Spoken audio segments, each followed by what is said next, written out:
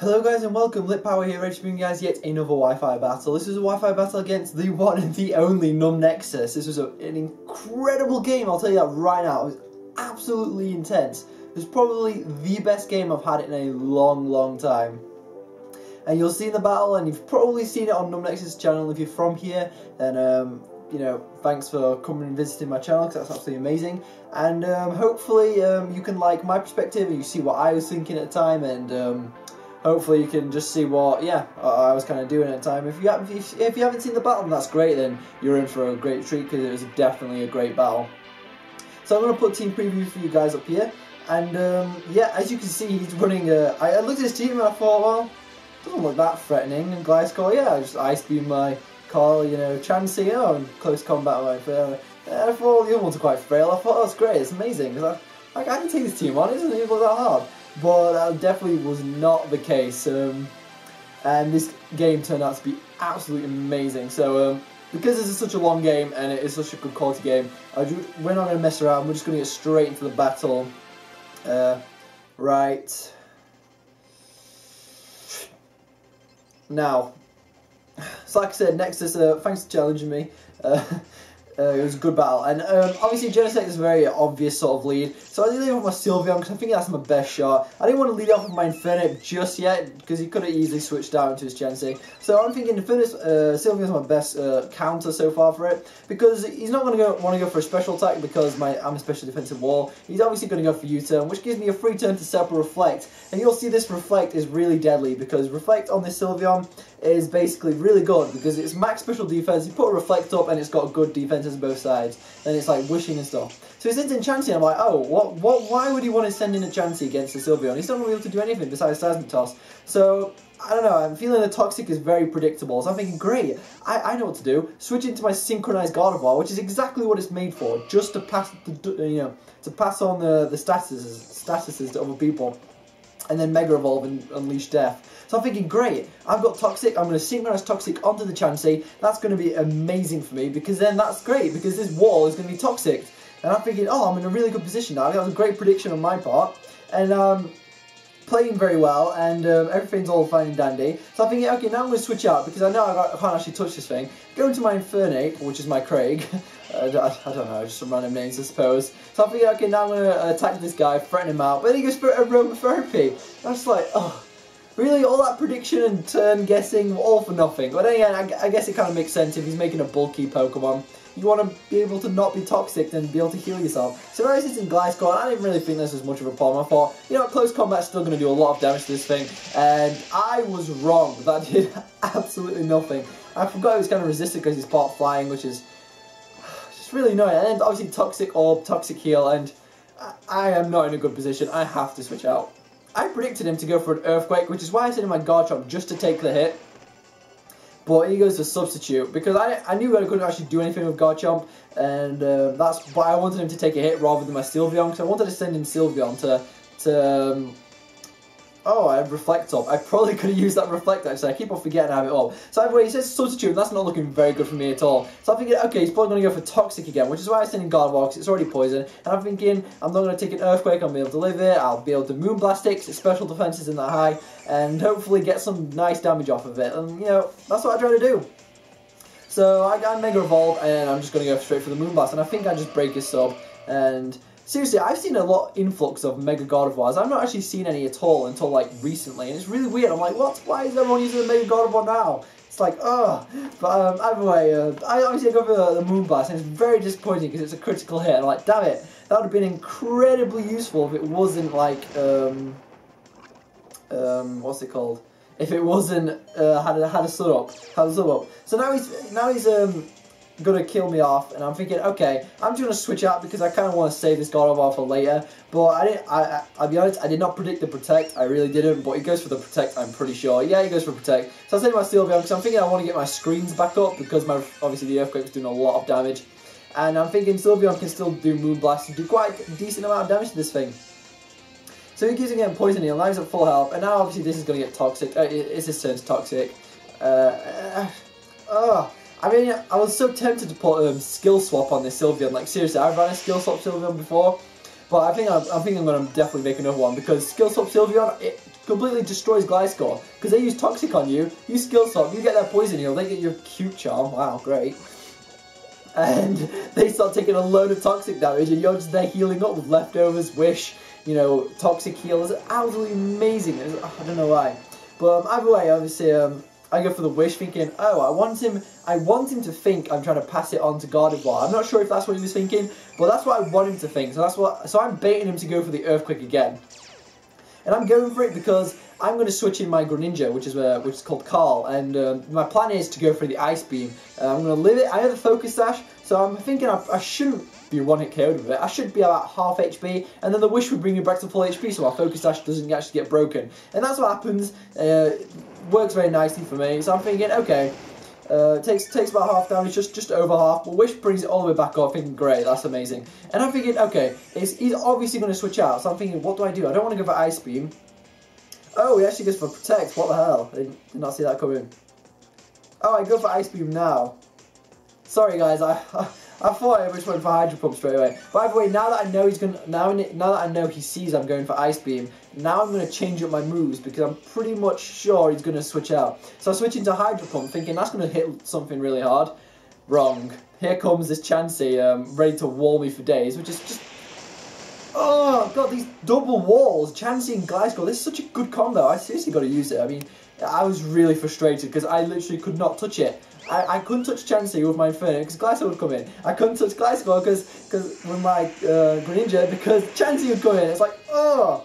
But here is the most hilarious thing ever. The first time I've ever seen Cute Charm like activate in a Wi-Fi battle. It's the most funniest thing I've seen in my life. Okay, I got the Wish up, which I you know, was kind of hoping to get it up. So I get it up now, and I'm thinking, okay, if I die, I'm not bothered, because then I'll get something else to switch in and get a free Wish up, which is great, which is exactly what I wanted. But he gets immobilized by Love, which I'm thinking, oh great, now that my Sylveon gets the Wish. So now I'm thinking I'll just set up a Reflect. No, I don't want to risk it because I want to get healed by the Wish now, yeah. Sorry about this. I set up a Reflect later. Spoiler, I'm sorry. So now I go for Protect, just in case it does break through the Love Attraction, which is still hilarious, because male Sylveon, who would have thought, what a charmer. But obviously Seismitoss did break through, and that would have KO'd me, but luckily I had the Protect up, I was being a bit safe. So now I'm going to go for another Wish, because I know Toxic's going to whittle me down, and you know, I kind of want to keep my HP up to a nice, suitable amount. So I go for the Wish, and I think he's just going to get very unfortunate, and he's going to be immobilized by Love, which is, I mean, he's still at an advantage, because I can't touch him, and I am slowly dying from Toxic, so there's limitations of how many, I've got like a death counter coming on, and that's really unfortunate for me. So I get the Wish up, and I'm thinking, okay, I can live one Seismitoss even if he goes for it, because I've got 62 HP, so that's why I set up the Reflect. And then thinking I'm going to heal up with Wish, and then I'll switch out after that, because Toxic's going to kill me too quickly after that. So he's immobilized with Love again, which is great for me, because that means I save an extra 50 HP, which is nice. It's always nice to have that extra HP. I'm not sure if it matters later on in the game, but I'd like to say it doesn't. I'm not entirely sure. So yeah, this is kind of like a stally part of the game. I apologise, but like, you know, I was determined, because I've been losing to so many YouTubers recently. I battled Sacred Negro on my channel earlier, I lost to him. Battled Scrafty, I lost to him. Battled another YouTuber, Hydro Master. You'll see that battle soon on my channel, and I lost to him too, unfortunately. Sorry for ruining that for you guys, but you know, but it was a great game. You'll definitely want to see it. So now I was really determined not to lose this. I was thinking, okay, I'm going to be stalling, because usually I'm so impatient with like stalling. So, I'm not entirely sure why he switches out his Chansey, but, because I wasn't really paying attention that much. But either way, he sits in his Gliscor, and I'm like, great. Oh no, wait, yeah, because I double switched with my Infinite, predicting the Gliscor to come back in. But now I switch out again, and he's thinking, what the hell? Because I thought he was going to go for Protect, and that's what I was really worried about. So I was scouting out what he was going to do, and luckily he went for the Earthquake, because that's exactly what I wanted him to do. And I was really annoyed, because I was thinking, no, Sylveon's going to die. And I thought, oh wait, Reflect's up. Because my plan is, the only way I'm going to have any sort of a chance is to get running one of these walls. And the main wall really is Gliscor, because I can't really hit this thing, only with my Carl and then Chansey coming. So basically that's the plan. I'm going to set up a Wish, get some more HP back, stall him out a little bit more, because, you know, I don't want to lose this Sylveon. This Sylveon is very important to my team, you know. What if I get the attraction on this Gliscor as well? That'd be hilarious, even though it doesn't work for Earthquake.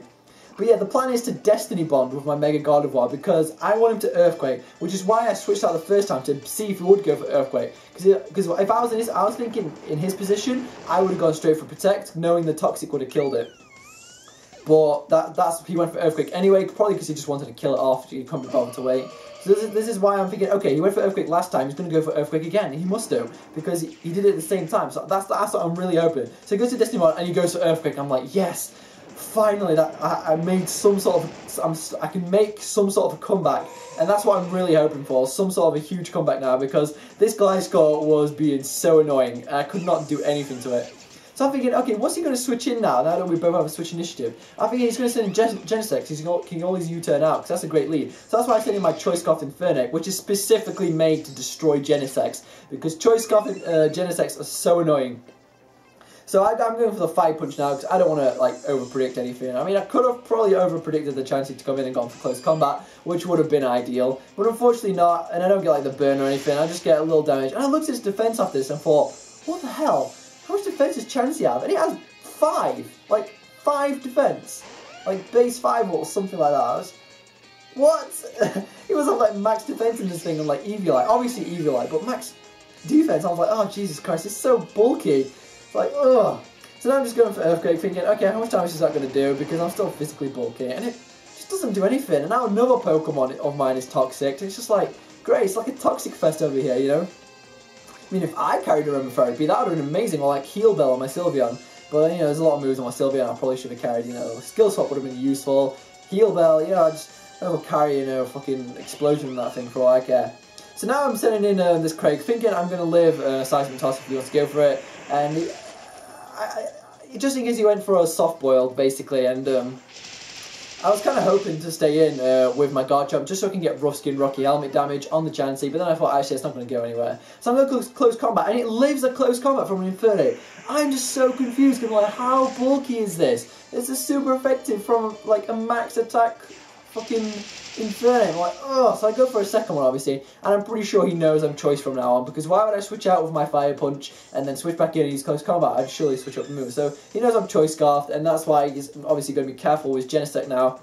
So now he sends in his Hitmonlee, and thankfully, I watched Hoodlum Scrafty's battle like a couple hours before I had Battle of Nexus, and I've seen it, like, that was the first time I've ever seen Hitmonlee, and I've seen it use, like, normal gen Fake Out, and I thought, okay, I would have normally just stayed in if I didn't know what this was going to do, and just go for close combat. But luckily, after watching Hoodlum Scrafty's battle, I was able to know that what this thing does, like, you know, Fake Out normal gen, and then gets, like, an Unburden boost, so it gets speed, which is exactly why I switched in my Garchomp to take it, because it's a physical wall, it's going to get Rough Skin, Rocky Helmet damage, and I'm just going to, you know, he's not going to like it.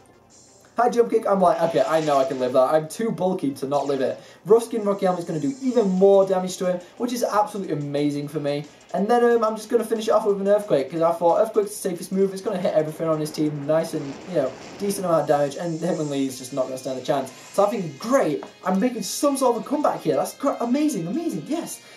So now Garchomp's out here.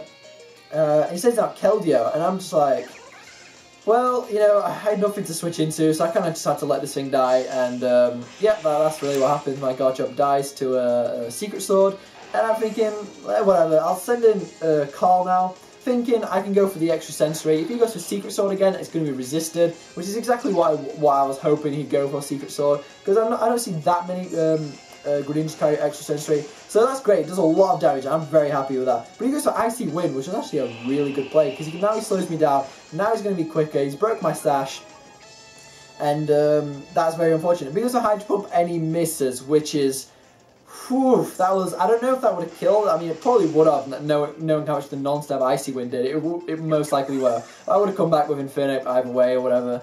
But, you know, it's very unfortunate for him. I guess that's kind of the risk you take for using, like, a move like Hydro Pump. But, you know, I mean, I run Hydro Pump with my Greninja as well. I'd take that risk. And if I miss, it's like, whatever, you know. But now he's going to go for U-turn, obviously kill me off, because I'm part Psychic type. So there's no way I'm going to live it. He's obviously going to switch out into, I think it's Pinsir's his last Pokemon. And it's not just a normal Pinsir, it's a shiny Pinsir, which is very nice looking.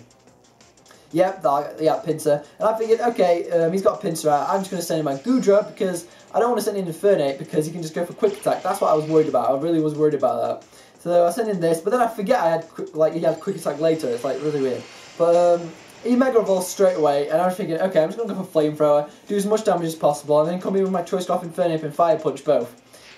He gets the Swords Dance, and I'm like, oh my god, this is so scary, I'm going to get swept, I've lost the game. So I use Flamethrower just for the sole purpose to hopefully get the burn, and I get the burn, which is, I'm so sorry, NumbNexus, but like, oh my god.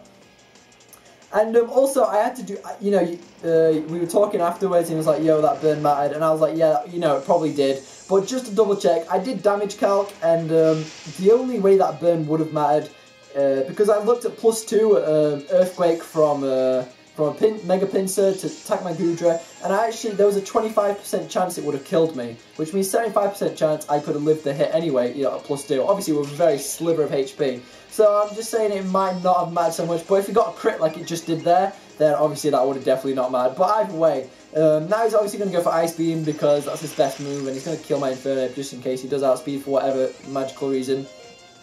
So yeah, I go for the Flamethrower, and I'm just going to take out the Genesect because my Goodra is a specially defensive tank, and that was an insanely close game. Like, seriously, Nexus, that was literally the best game I have had in a long time.